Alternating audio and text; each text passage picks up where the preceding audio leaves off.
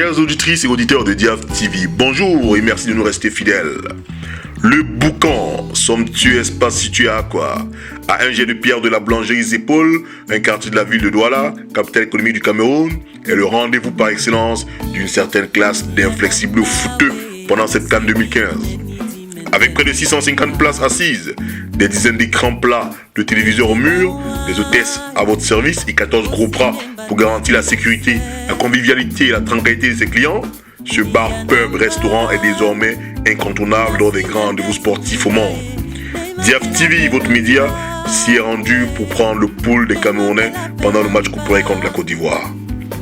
Les centaines d'occupants, en majorité camerounais, ayant pris place à bord de cet espace bouillant ce soir du 8 janvier dernier, étaient loin d'imaginer qu'ils assisteraient à l'enterrement du lion à Malabo, décimé par les éléphants de Côte d'Ivoire. C'est une salle plongée dans le silence que nous retrouvons peu après la majestueuse patte du Stéphanois Max-Alain Gradel, qui se distinguera à cette finale du groupe D en réussissant un but d'une exceptionnelle beauté. Une véritable mine de 30 mètres, flashée à plus de 110 km à l'heure, qui n'a laissé aucune chance aux gardiens camerounais. Le sort des lions venait d'être ainsi scellé. Ils étaient définitivement domptés par les éléphants. Ils signeront ainsi leur acte de départ de cette compétition en terminant, comme lors de la Coupe du Monde au Brésil, dernier de leur pôle. C'est donc un public acquis au lieu indomptable et très déçu que nous allions retrouver au sortir de cette rencontre. Nous les écoutons. Bon, disons que l'ambiance à l'intérieur était chaude, bien que nous soyons extrêmement déçus. C'est vrai qu'on accuse énormément le coaching parce qu'on ne comprend pas comment on a pu tenir Jay Clinton à l'écart depuis le début de la compétition. Et puis ça rentrait en deuxième mi-temps, il ne pouvait pas faire un miracle. Il aurait dû commencer la compétition, il aurait été en chambre. Donc on est extrêmement déçus, Et on avait cru à une renaissance de l'équipe nationale après le départ des cadres qui créaient le dit tombant de l'équipe nationale.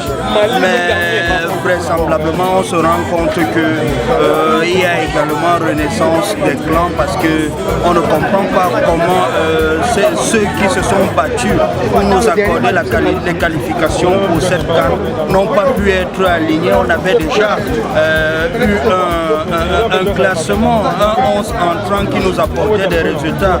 Donc bon, à la CAN, on se rend compte que notre coach continue à expérimenter les joueurs pendant une compétition de cette envergure.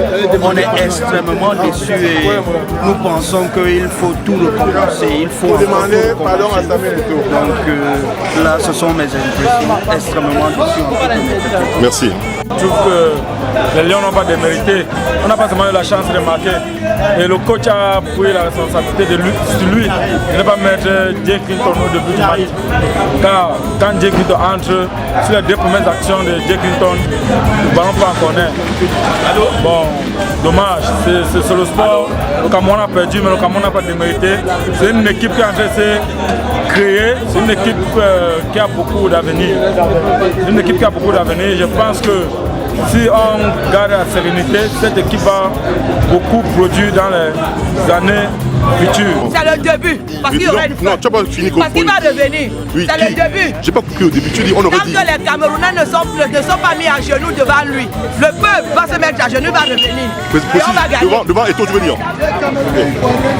Vous l'aurez deviné, la seule dame au micro de Diaf TV pour nous donner ses commentaires après cette défaite des Lions indomptables qui les renvoie au bercail était bien Pauline Eto'o, l'une des Benjamins de l'ex-capitaine des Lions indomptables qui dit autrement son amertume. C'est aussi et surtout une amertume généralisée chez les nombreux footeux camerounais qui n'ont pas compris les choix de dernière minute de Volker Finke, le coach symbole des mauvais résultats des Lions indomptables lors des deux phases finales des dernières compétitions internationales auxquelles ils prirent part. Comparaison n'étant pas cette raison, il faut noter qu'au Sénégal, Alain Giresse a été viré. Mais au Cameroun, plus de 2 semaines après notre élimination en phase de poule de la dernière CAN, deuxième débâcle au compteur de Volker Finke, ce dernier n'a toujours pas démissionné, comme cela se fait habituellement sous d'autres cieux. Quand on sait que le tribunal arbitral du sport vient d'annuler l'AG de 2013, obligeant Joseph Oona à interrompre le processus électoral en cours de la FECAFOOT, notre sport n'aura donc pas son patron le 25 février prochain comme prévu. Un flou qui peut continuer à aider Volker Finke à s'éterniser à la tête des Lions indomptables. Une posture qu'il serait incapable de tenir dans son pays d'origine. Les lendemains meilleurs pour ce sport roi au Cameroun ne sont forcément pas pour demain. Il faudra rester patient.